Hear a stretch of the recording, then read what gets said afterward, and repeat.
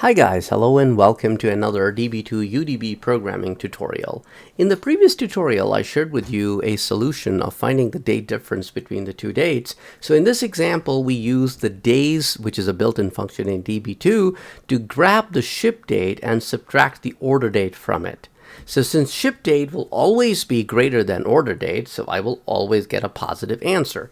A question came that I would like to address here is that what if you are not sure?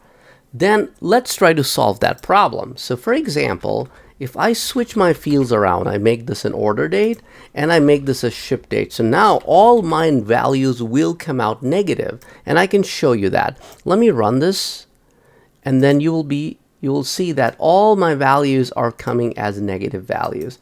It's very easy to solve this problem. All you need to do is take the absolute value, which is the number of spaces that value is from 0. So if it is negative value or a positive value, it doesn't matter. The number of spaces from the 0 will always be the same. As -2 is also 2 spaces from 0, so is +2. So all you need to do is take the absolute value.